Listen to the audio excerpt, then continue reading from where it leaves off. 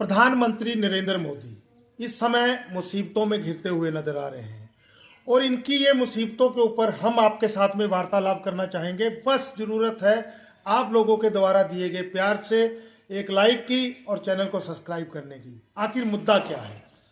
मोदी जी पहले हिडनबर्ग की रिपोर्ट के कारण काफ़ी कुछ झेल गए हैं।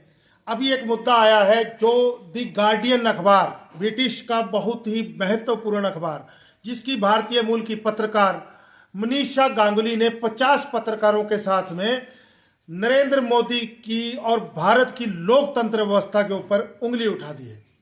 नरेंद्र मोदी का इसलिए कहा जा रहा है कि 2019 के अंदर जो सर्व सीटों के ऊपर जीत कर प्रधानमंत्री बने थे वो नरेंद्र मोदी, जिन्होंने लोकसभा के अंदर कहा था कि आप हमारे ऊपर जितना मर्जी इल्जाम लगा लीजिए, लोग हमारे साथ हैं, लोग हमारे ऊपर विश्वास करते हैं।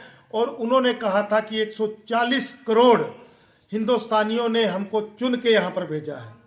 अब जो दी गार्डियन अखबार की मनीषा गांगुली और उनकी टीम ने उस चुनाव के ऊपर ही ऑब्जेक्शन लगा दिया है। दोस्तों, क्या है ये ऑब्जेक्शन, ये इसके ऊपर हम बात करेंगे।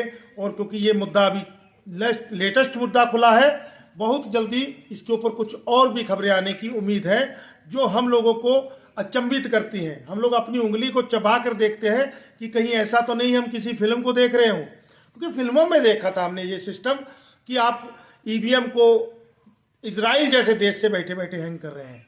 फिल्मों में देखा था कि आप किसी भी व्यक्ति के डाटा को हैंग करके उसको बदनाम कर सकते हैं, उसकी पर्सनल फोटोओं को सामने ला सकते हैं। क्योंकि दोस्तों, जो काम इजराइल की जासूसी कंपनी ने करना था या करती थी या करती रही है, उसका काम क्या है?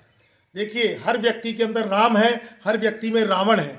तो आप क्या करेंगे? जिसको गिराना है उसके रावण को लोगों के सामने खड़ा कर देंगे और जिसको चढ़ाना है उसके राम को लोगों के सामने खड़ा कर देंगे। कमियां हर इंसान में होती हैं। यही इस इजरायली कंपनी का काम था। ये क्या करते थे दोस्तों? पेगासस एक ऐप था जिसके माध्यम से ये आपके सारा डाटा को हैंग करके आपके बिल्कुल क्लोज पहुंच जाते थे। क्लोज पहुंचने का मतलब इनको ये भी पता था आप किस समय सोते हो, किस समय उठते हो, किस समय नहाते हो, किस समय पूजा करते हो, किन किन लोगों से मिलते हो, आपके जो मित्र हैं वो कौन है, उसमें कौन गलत व्यक्ति है, कौन अच्छा व्यक्ति है। उसी चीज़ का ये लोग प्रचार करते थे। उदाहरण के रूप में राहुल गांधी जैसे। अब राहुल गांधी की ईमेल आईडी क्या है पर्सनल, राहुल गांधी का बायोडाटा क्या है, राहुल गांधी को कैसे लल्ला दिखाना है या कैसे हीरो बनाना है, ये इस इजरायली जासूसी कंपनी का कार्य था, जिसके मेन व्यक्ति जो है दोस्तों वो है हनान। हनान जो है वो इजरायली जासूसी कंपनी के भूतपूर्व जासूस हैं, जिनसे आपको अगर वार्तालाप करनी है, यानी कि अपनी समस्या को लेकर बातचीत करनी है, तो उनकी फीस है मात्र 4 करोड़ 80 लाख रुपया, खाली बातचीत करने का। और उसके बाद में अगर आपको सरकार बनानी है, अपने कैंडिडेट जिताने हैं, अपने आप को किसी देश के लोकतंत्री देश के अंदर फिट करना है, यानी ईवीएम मशीनों को हैंग करना है, तो पता नहीं अरबों खरबों रुपए की डील होती थी और मंथली चार्ज के हिसाब से ये व्यक्ति चलते थे। और इनकी टीम के अंदर के व्यक्ति बहुत ज़्यादा थे। इंडिया में बैठे हैं, इंग्लैंड में बैठे हैं, अमेरिका में बैठे हैं, मॉस्को में बैठे हैं, इसके अलावा जर्मनी में बैठे हैं। मतलब कि हनान का जो स्टिंग ऑपरेशन किया है गांगुली मैडम ने अपने पत्रकारों की टीम के साथ में, इजरायली जासूसी कंपनी का, उन्होंने स्टिंग ऑपरेशन में इस बात को माना है कि उन्होंने America, England, Bharat, Germany, Moscow, अलग अलग कंट्री की सरकारों को बनाने के लिए व गिराने के लिए अहम भूमिका निभाई है। इस ऑपरेशन के बाद में 2019 का चुनाव जो है उसमें भी दोस्तों क्वेश्चन मार्क लग गया है।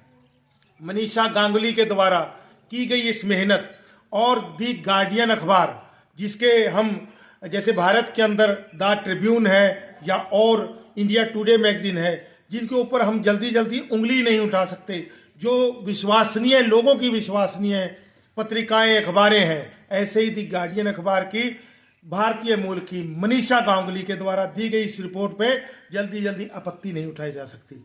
और मोदी जी तो बहुत बुरे फंस गए हैं। 23 आते ही शायद मोदी जी के ऊपर शनिचर भारी हो गया है।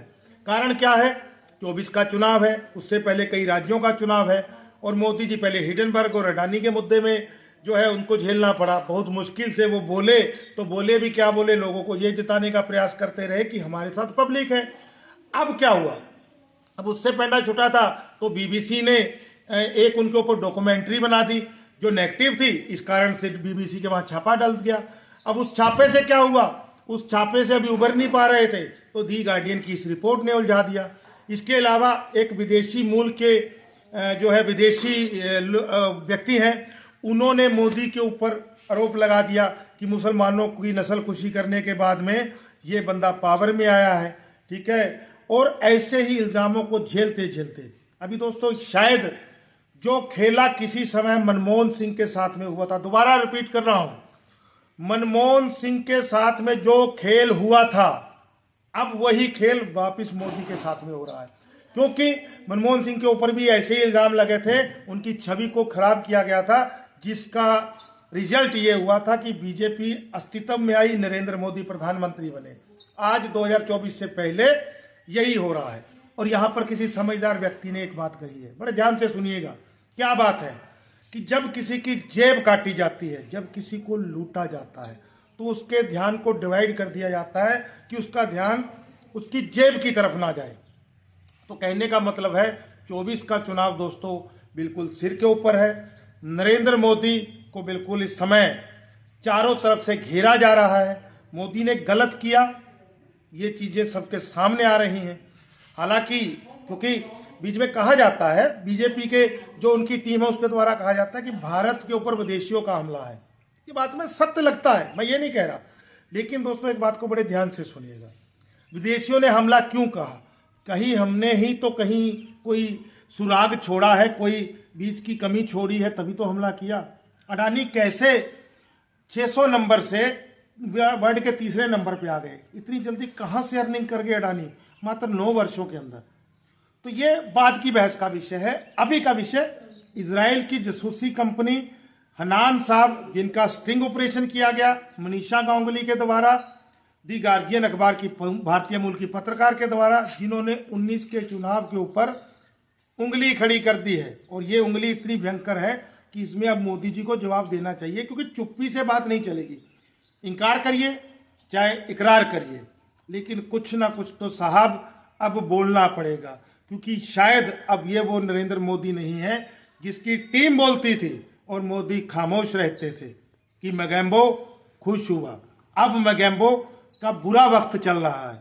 तो यहां पर हम कहेंगे कि नरेंद्र मोदी जो है, इनको अब स्पष्टीकरण देना चाहिए। हालांकि हमारा विपक्ष इतना स्ट्रांग नहीं है, शायद विपक्ष को जानकारी नहीं है, शायद सत्ता से ज्यादा दूर रहने के कारण दिमाग हैंग हुए पड़े हैं, क्योंकि विदेशों से जो रिपोर्टें आ रही हैं, हालांकि ईवीएम के ऊपर लगातार मुद्दा उठता रहा है और आज जासूसी कंपनी के माध्यम से तथ्यों के साथ ईवीएम के चुनाव के ऊपर भी पूर्ण रूप से उंगली उठा दी कि कैसे मशीनों को हैंग किया जाता है।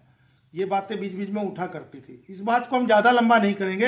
अब हम ये कह रहे हैं कि जो मोदी पे आरोप लगे हैं, खासतौर पे बीबीसी के दफ्तर में रेड करने के बाद में अब जो विदेशी मंचों के द्वारा मोदी को जो घेरा जा रहा है, विदेशी ताकतों के द्वारा मोदी को जो घेरा जा रहा है, तो मोदी को जवाब देना चाहिए, जरूरी है। तो यही हम अपनी बात को खत्म करते हैं।